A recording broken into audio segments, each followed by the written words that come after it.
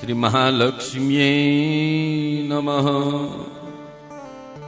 श्री महासरस्वत्यै नमः। श्री आद्यशक्तये नमः। श्री पराम्बायै नमः। श्री गुरुचरणकमलाभ्यां नमः। श्री मातृपितृचरणकमलेभ्यो नमः। श्री भालेश्वराय नमः। श्री नवदुर्गायै नमः। ग्रहमण्डलाधिष्ठातृभ्यो नमः। श्रीमद्देवी भागवत महापुराणाय नमः। ओम सर्वमंगलमांगल्ये शिवे सर्वार्थसाधिके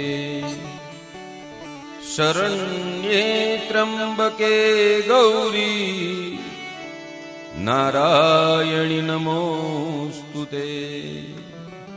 कि सृष्टो या सर्गरूपा जगद्वनविधो पालनीया च रौद्री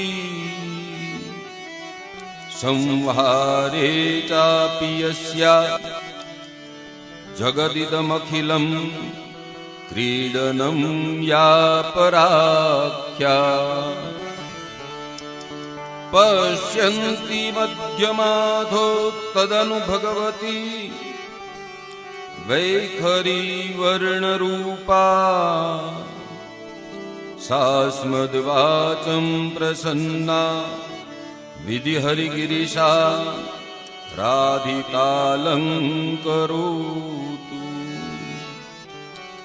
या श्री स्वयं सुकृतिनां भुवनेश्वलक्ष्मीः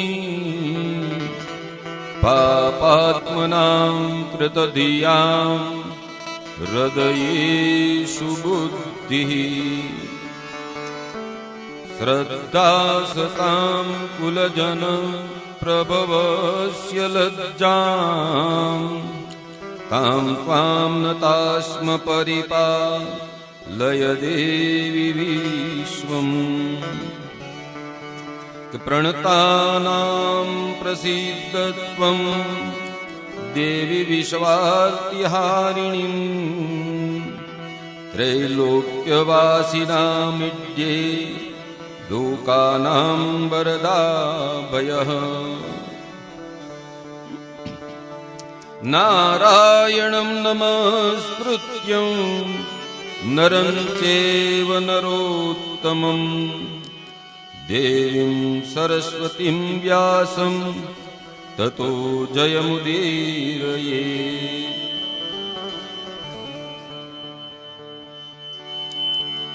कालाभ्रामां कटाक्षे ररिकुयभयदां मौलिबन्धेन्दुरेखां शङ्खं चक्रं कृपाणं त्रिशिखमपकरे रुद्वहन्तीं त्रिनेत्रां सिंहस्कन्धादिरूढां त्रिभुवनमखिलं तेजसा पूरयन्तीं ध्यायेत् दुर्गां जयाख्यां त्रिदशि परिव्रतां सेवितां सिद्धिकामै। घण्टाशूलहलानि शङ्खमुसले चक्रं धनुः सायकं हस्ताब्जैर्ददतिं घनान्तविलसत् शीतांशुतुल्यप्रभां गौरीदेहसमुद्भवां त्रिजगताम् आधारभूतामहां पूर्वामत्र सरस्वतीमनुभजे शुम्भादिदैत्यार्दिनीम्।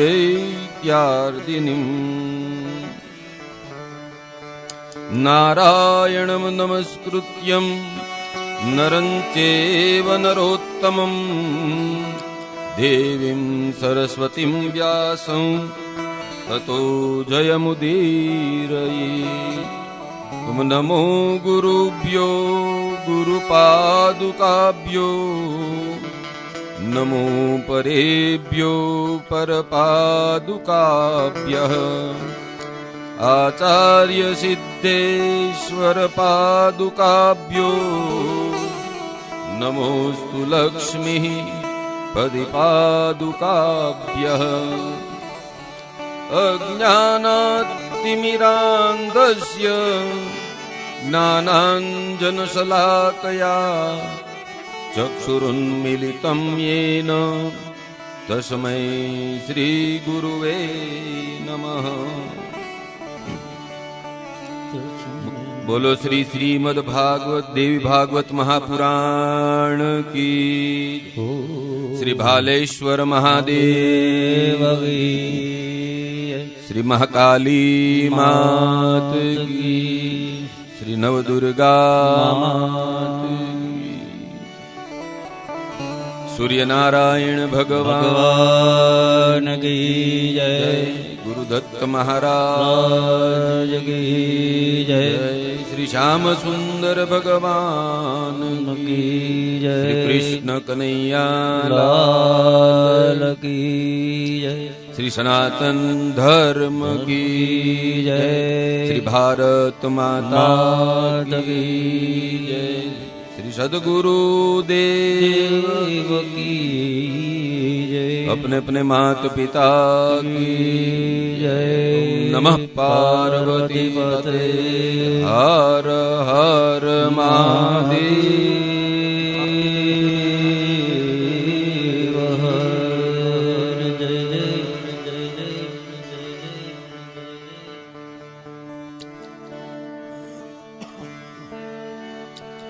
ભગવાન ભોળાનાથ શ્રી ભાલેશ્વર મહાદેવનું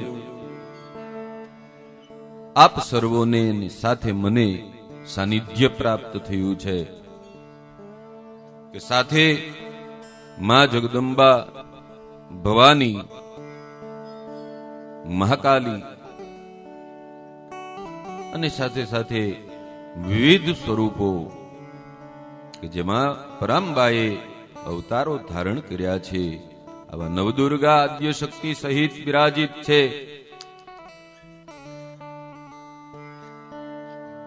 એના શરણોમાં છીએ આપણે. અને માં જગદંબાનું આ શ્રીમદ દેવી ભાગવત મહાપુરાણની ગાથા છે, મહાપુરાણની કથાઓ છે. એ માના ગુણલા આપણે ગાઈએ છીએ તો એના ચરણોમાં કોટી વંદન સાથે આપણે આજની કથાનો પ્રારંભ કરીએ. એ પહેલા 2 મિનિટ સંકીર્તન કરીએ. બધા તાલી પાડી અને ખૂબ આનંદથી આ ધૂન છે એ બધા બોલતા જાજો કે જેથી આપણા જે કાંઈ દોષો છે એનું નિવારણ થાય છે, રોગો છે એનું નિવારણ થાય છે. કેમ કે શ્રીમદ દેવી ભાગવત છે એ શ્રવણ કરવાથી કેવા ફળની પ્રાપ્તિ થાય છે એ પણ કહીશ. પણ છેલ્લે ત્યાં સુધી તમારી કેવી ભક્તિ છે, મા પ્રત્યે, કુળદેવી પ્રત્યે કેવો આદર છે, એનું જ્ઞાન ઉપાર્જન કરી અને પછી એનું કેવું ફળ મળે છે એ સાંભળવાનું હોય. આનું તો અનન્ય ફળ છે એટલું કહું.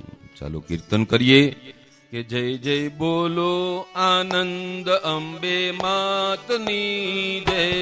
જય જય બોલો આનંદ અંબે માતની જય. જય જય બોલો આનંદ અંબે માતની જય.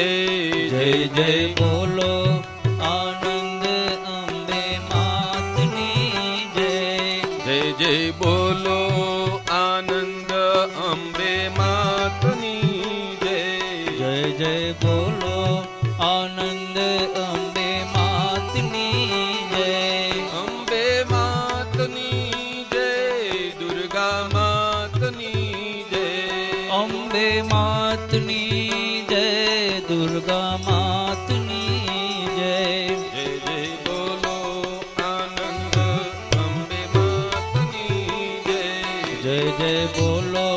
આનંદ અંબે માતની જય. બોલો આનંદ અંબે માતની જય.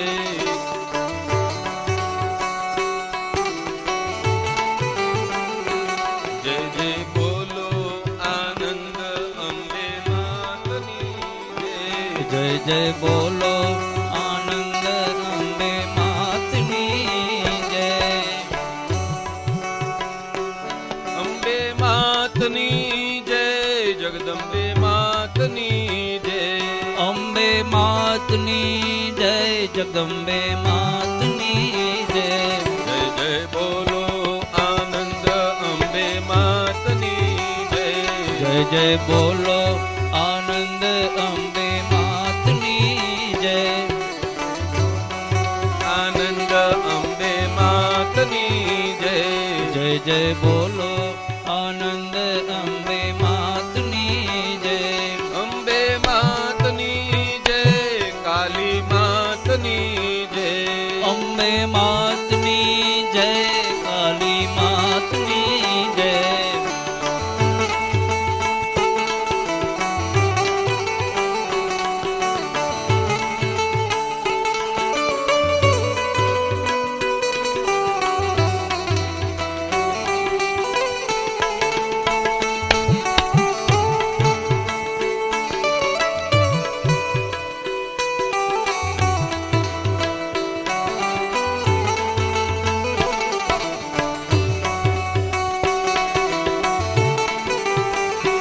જય જય બોલો આનંદ અંબે માતની જય. જય જય બોલો આનંદ અંબે માતની જય. જય જય બોલો આનંદ અંબે માતની જય. જય જય બોલો આનંદ અંબે માતની જય. અંબે માતની જય. ઉમા માતની જય. અંબે માતની જય. લક્ષ્મી માતની જય. જય જય બોલો આનંદ અંબે માતની જય. જય જય બોલો આનંદ અંબે માતની જય. જય જય બોલો આનંદ અંબે માતની જય. જય જય બોલો આનંદ અંબે માતની જય.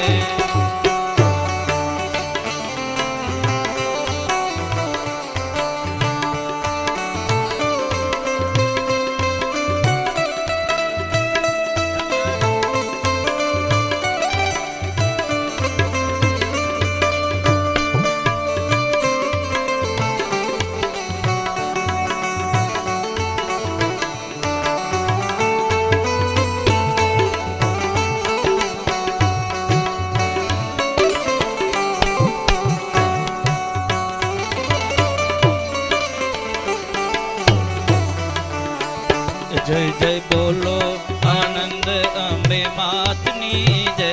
જય જય બોલો આનંદ અંબે માતની જય. અંબે માતની જય. જગદંબે માતની જય. અંબે માતની જય. કુળદેવી માતની જય. જય જય બોલો આનંદ અંબે માતની જય. જય જય બોલો આનંદ અંબે માતની જય. જય જય બોલો આનંદ અંબે માતની જય. જય જય બોલો આનંદ અંબે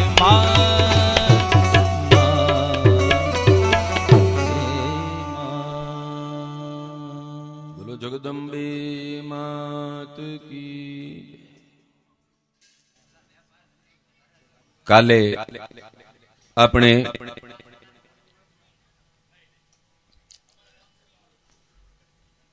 સુખદેવજી મહારાજ અને જનકજીનો સંવાદ સાંભળ્યો.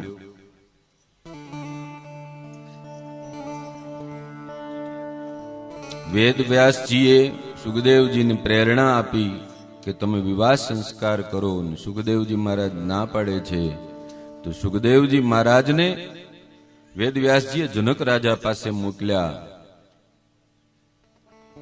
જનક રાજા જ્ઞાન આપે છે. એની પ્રેરણાથી સુખદેવજીએ વિવાહ સંસ્કારની હા પાડી, વિવાહ સંસ્કાર કર્યા અને એ કથા લઈ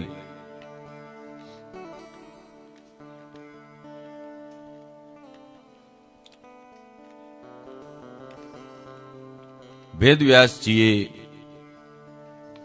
સંતાપ કર્યો તો આકાશવાણીથી એની ઝાંખી થાય સુખદેવજીની.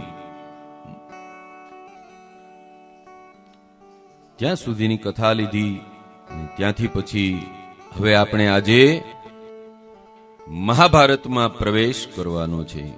આજથી આપણે મહાભારતની કથાઓ શ્રીમદ દેવી ભાગવતમાં લીધી છે. શ્રીમદ દેવી ભાગવતમાં આ મહાભારતની કથાઓ પણ આવે છે, કેમ કે મહાભારત છે એ વર્તમાન છે.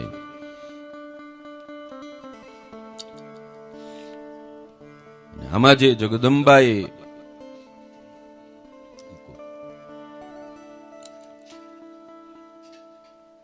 અવતારો ધારણ કર્યા, એ શા માટે કર્યા, કેવા કારણોસર કર્યા,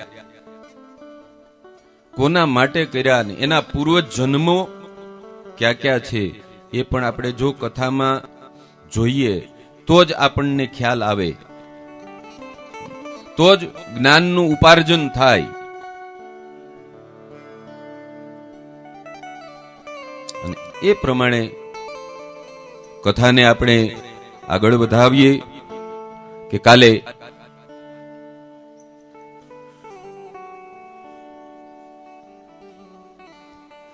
વેદવ્યાસજી હિમાલયમાંથી નીચે ઉતરી અને ગંગા કિનારે પાછા આવ્યા છે. પોતાની માતા સત્યવતી યાદ આવતા એ ગંગા કિનારે આવે છે, એને ગોતે છે. નિષાદ કહે છે કે એને તો શાંતનુ રાજા વિવાહ સંસ્કાર કરી અને લઈ ગયા છે. તો આજે આપણે મહાભારતની આ જે કથા છે એનો પ્રારંભ તો કર્યો છે.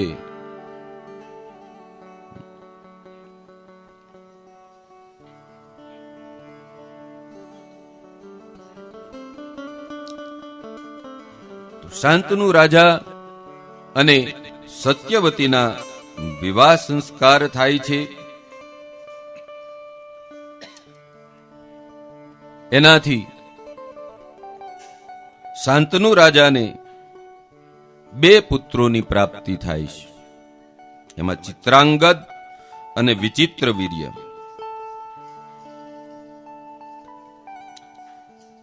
અને એના પહેલા શાંતનુ રાજાને એક દીકરો છે, એ કથા પણ આવશે લેશું. ગંગાજીથી ઉત્પન્ન થયેલા 8મા વસુ દેવવ્રત કે જે ભીષ્મ પિતામહ તરીકે ઓળખાય છે. વ્યાસજીના આ 3 સંતાનો છે.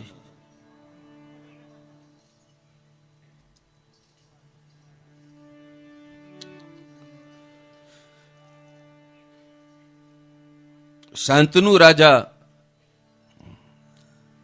ના આ 3 પુત્રો થયા ચિત્રાંગદ, વિચિત્રવીર્ય અને ભીષ્મ પિતામહ.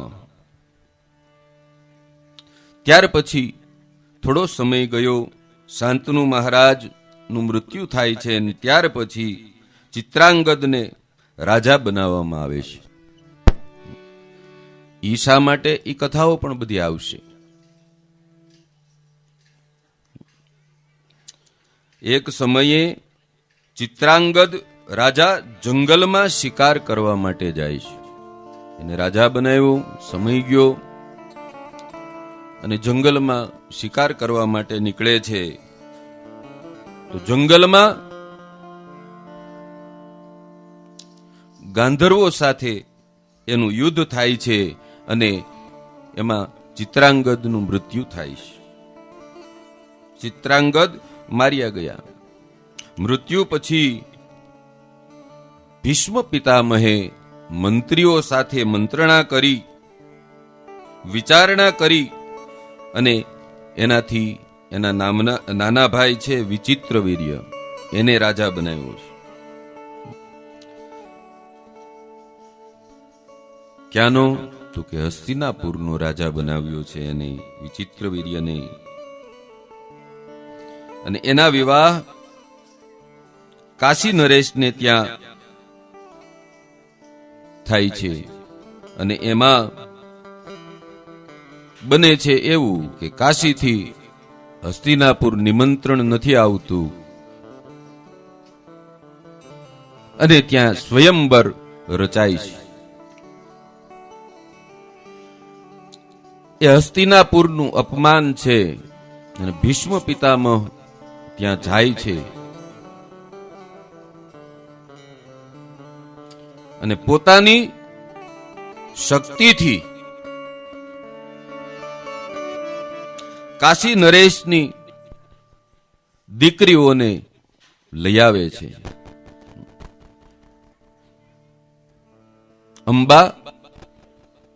અંબિકા અને અંબાલિકા, આ 3 દીકરીઓ છે.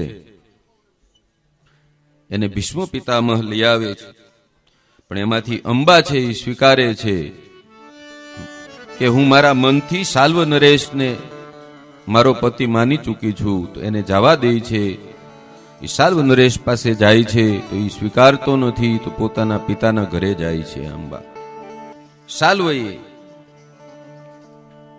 એનો સ્વીકાર ન કર્યો તો એ પહેલા તો ભીષ્મ પિતામહ પાસે આવે છે, ત્યાર પછી એની આજ્ઞા લઈ અને એને ઘરે જાય છે.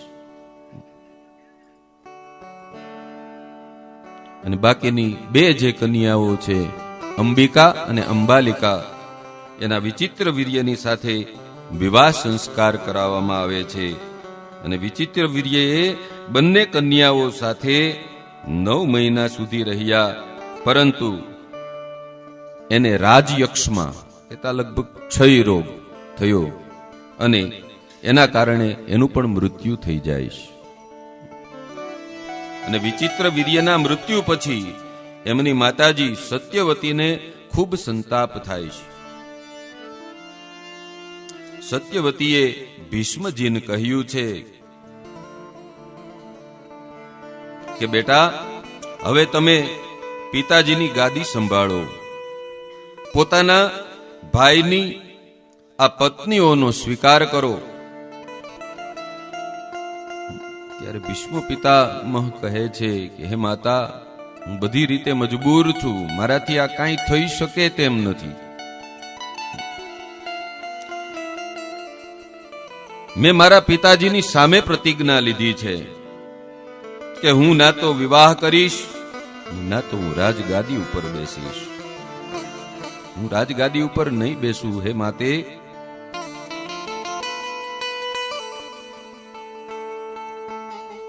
ત્યારે સત્યવતી ચિંતિત થઈ ગયા. એવા સંકટના સમયે સત્યવતીએ વ્યાસજીને યાદ કર્યા છે.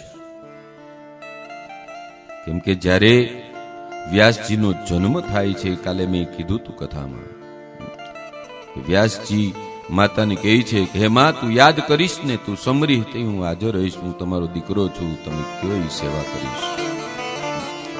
વ્યાસજીને સત્યવતી યાદ કરે છે. વ્યાસજી પધાર્યા છે અને સત્યવતી વ્યાસજીને કહે છે કે હે વેદ વ્યાસ, હે વ્યાસ, આપ આ કુરુવંશની રક્ષા કરો.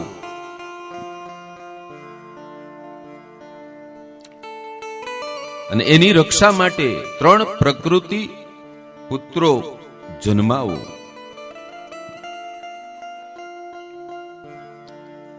ત્યારે વ્યાસજી માતા સત્યવતીની પ્રાર્થના સાંભળી અને એની આજ્ઞાનું તો પાલન કરવું જ પડે કે ઠીક છે માતા, હું પ્રકૃતિ પુરુષ સ્થાપીશ મારા તપોબળથી. વ્યાસજી માતા સરસ્વતીની આજ્ઞાનું પાલન કરે છે અને સૌ પ્રથમ અંબિકાને બોલાવવામાં આવી છે. વ્યાસજીની સામે આવતા ભયથી એની આંખો બંધ થઈ જાય છે. બીજક સ્થાપન થાય છે અને વ્યાસજી એને કહે છે કે તારો સંતાન છે ને એ અંધ સંતાન અવતરશે.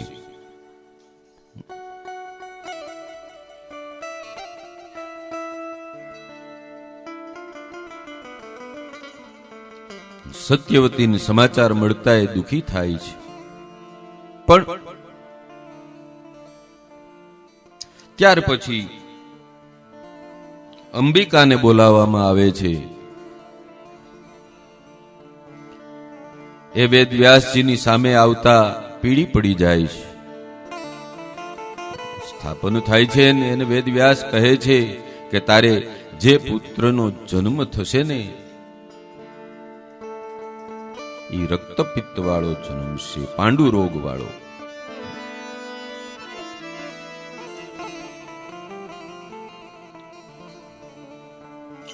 એને 1 વર્ષ થાય છે, બંનેને સંતાનોની પ્રાપ્તિ થાય છે અને ફરી વખત માતા આજ્ઞા કરે છે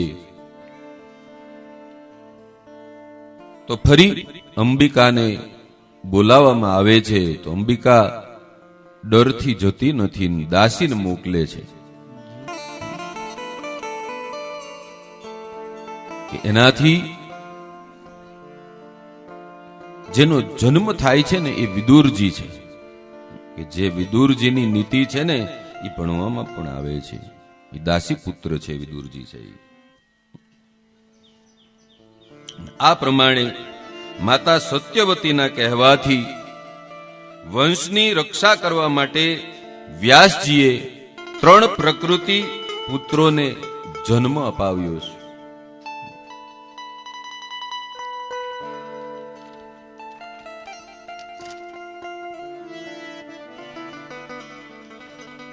અને ત્યાંથી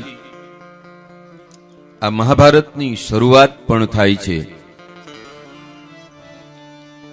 જીતના સૌનકજી કહે છે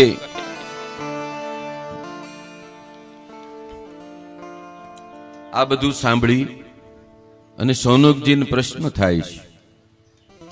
સૂતજીને કહે છે સૌનકજી કે હે સૂતજી મહારાજ, કૃપા કરી અને સત્યવતી અને વ્યાસજીની જન્મ કથા સંભળાવો.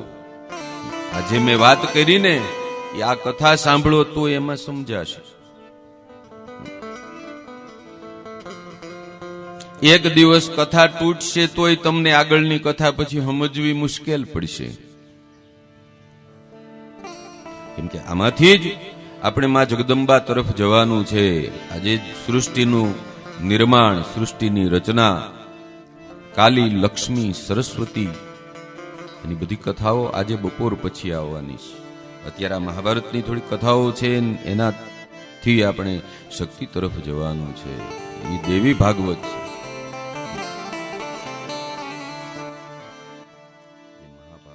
અથ શ્રી મહાભારત કથા, અથ શ્રી મહાભારત કથા.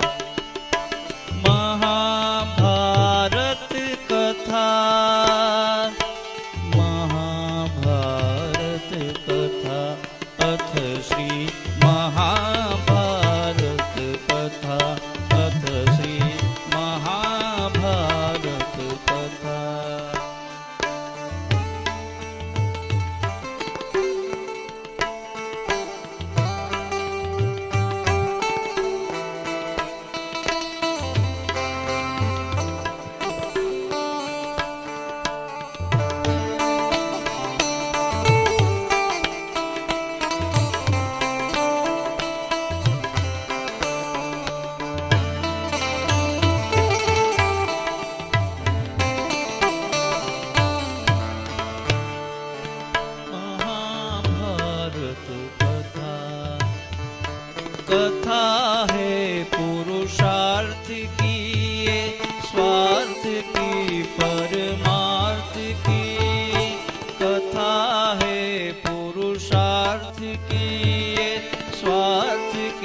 परमार्थ की सारथी जिसके बने श्री कृष्ण भारत पाद की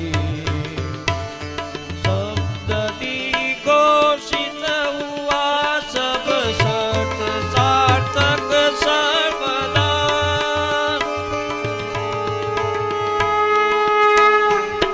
यदा यदा हि धर्मस्य ग्लानिर्भवति भारत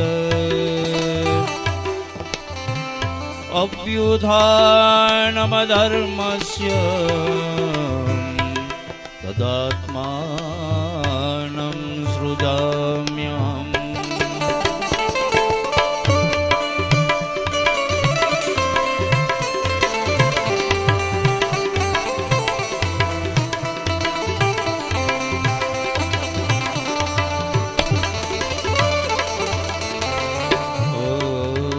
परित्राणाय साधूनाय विनाशाय च दुष्कृतां धर्म संस्थापनार्थाय संभवामि युगे युगे संभवामि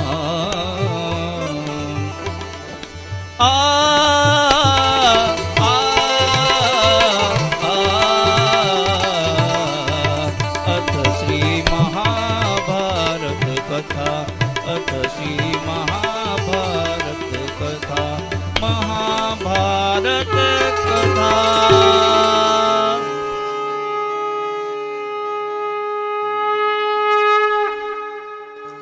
આપણે માં જગદંબા તરફ જઈએ એ પહેલા ભગવાનના ચરણોમાં, ભોળાનાથના ચરણોમાં માલકોશથી વંદના કરી અને પછી આ મહાભારતની કથાને હું આગળ વધારું છું. ઓમ નમઃ શિવાય. 2 મિનિટ નમઃ બધા બોલજો. શિવાય. હર હર ભોલે. નમઃ શિવાય. ઓમ નમઃ શિવાય. ઓમ નમઃ શિવાય. હર હર ભોલે. નમઃ શિવાય. ઓમ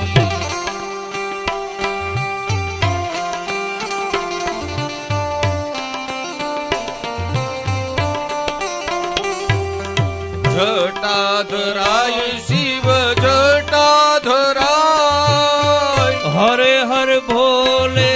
નમઃ શિવાય. જટાધરાય શિવ જટાધરાય. હરે હરે ભોલે. નમઃ શિવાય. નમઃ શિવાય. નમઃ શિવાય. હર હર ભોલે. નમઃ શિવાય.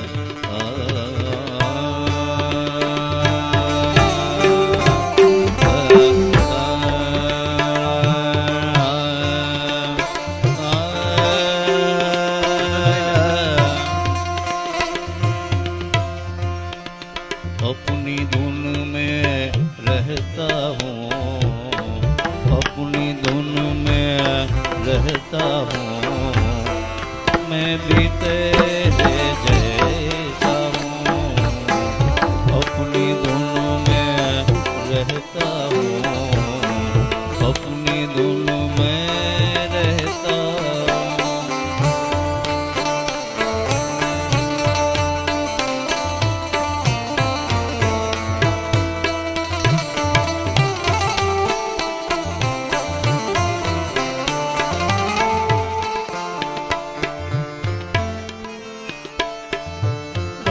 रामेश्वराय शिव रामेश्वराय,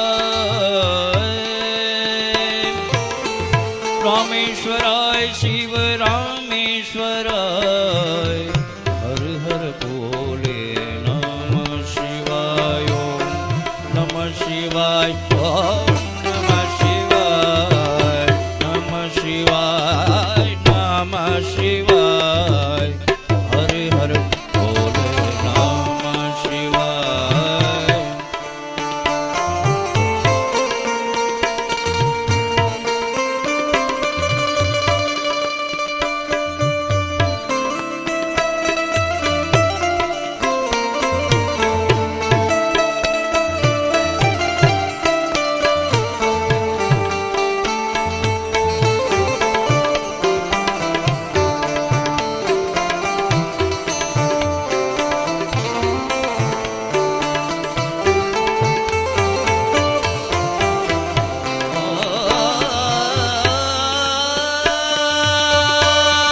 હો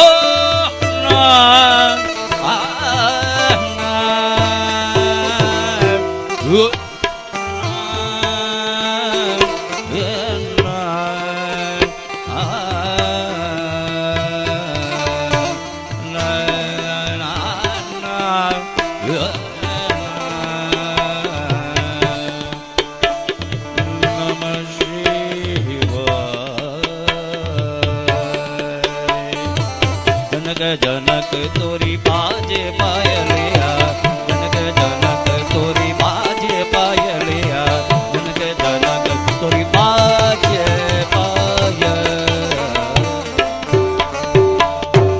બોલો અંબે માત કી. એને મજા આવે છે, તાલીઓથી વધાવો. તો આવી રીતે સોનકજી પ્રશ્ન કરે છે, હે સુતજી મહારાજ, કૃપા કરી અને અમને સત્યવતી અને વ્યાસજીના જન્મની કથા સંભળાવો. ત્યારે સૂતજી એ કથા સનક આદિ ઋષિઓને સંભળાવે છે. સંપૂર્ણ કથા છે.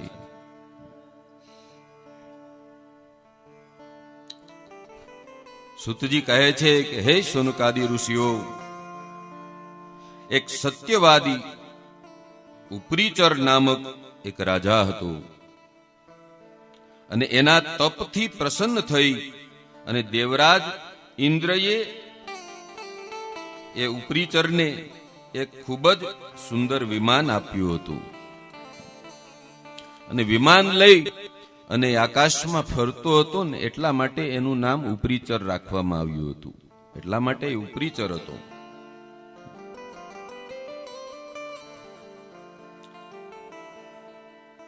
પૃથ્વીથી ઉપર ચાલતો હતો અને એની પત્નીનું નામ ગિરી હતું. ગિરી.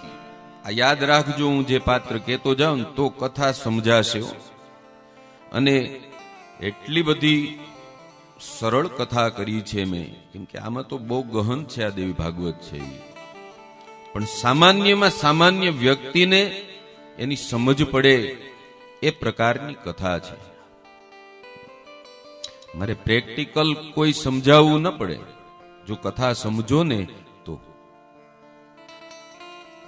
અને તમારો અંતરાત્મા છે ને એ આ કથા સમજશો તો જાગશે, બાકી નહીં જાગે. કોઈ દોડ્યો જાતો હોય ને એને એમ કે પાછો વળી તો ન વળે, ભટકાઈ જાય તો જ ખબર પડે. તો કથાઓ બધી એવી છે કે એમાંથી જ્ઞાનનું ઉપાર્જન થાય. 18 પુરાણમાં મહાન જો કથા કોઈ હોય તો શ્રીમદ દેવી ભાગવત મહાપુરાણની જ છે. એમ ભારત વર્ષના દરેક પંડિતોને પણ કહેવું પડે. એવી કથામાં આપણે આ મહાભારતની કથા લઈએ છીએ. તો આ ઉપરીચર છે, એની પત્નીનું નામ ગિરી. આ ઉપરીચર અને ગિરીને ઉપરીચર મહારાજને 5 પુત્રો થયા છે. એના 5 સંતાનો હતા. અને એક વખત આ રાજા ઉપરીચર છે ને, એમની પત્નીએ તો પણ પુત્રની પ્રાપ્તિની કામના કરીને એ સમયે ઉપરીચર છે ને એ બહુ પિતૃભક્ત હતા, માતૃ પિતૃભક્ત હતા. એ સમયે જ એના પિતાએ આ ઉપરીચરને આજ્ઞા કરી કે હે ઉપરીચર, તું અમારા માટે મૃગયા કરી આવ, હરણનો શિકાર કરીને લઈ આવ. એ આજ્ઞા થતા આ ઉપરીચર છે એ નીકળી જાય છે, જંગલમાં જાય છે. પિતાની આજ્ઞાનું પાલન કરવું એ બહુ જરૂરી છે. ગમે એવા જરૂરી કામ હોય તો પડતા મૂકીને જતું રહેવું. આ ઉપરીચર ગયો, જંગલમાં ગયો, એનું મન કામનામાં હતું, એનું તેજ પડ્યું. એ વડને પાંદડું લે છે, એનો પડિયો બનાવે છે, એમાં રાખે છે. અને ત્યાં એક બાજ હોય છે, એ બાજને પ્રાર્થના કરે છે કે હે બાજ, આ પડિયો લઈ જઈ અને મારા પત્નીને આપી આવો. બાજ પોતાના પંજામાં એ પડિયો લઈ અને ઉડવા માંડે છે. તો આકાશમાં બીજો બાજ એને જોવે છે. એને એમ કે આમાં કઈક ખાવાનું છે. તો બાજ તરફ બીજો બાજ છે આવે છે, અને બે બાજ વચ્ચે યુદ્ધ થાય છે અને પડિયો આકાશમાંથી પડે છે. પણ યમુનાજી ઉપરથી ઉડતા હોય ત્યારે આ ઘટના બને છે. હવે ઈ જ સમય પહેલા ગંગાજીના કાંઠે એક એવી ઘટના બને છે કે ઇન્દ્રની એક અપ્સરા યમુનાજીમાં સ્નાન કરવા માટે આવે છે. અને યમુનાજીના કાંઠે એક ભૂદેવ બ્રાહ્મણ સંધ્યા વંદન, ગાયત્રી સંધ્યા કરે છે. સવારમાં પ્રાતઃપોર છે.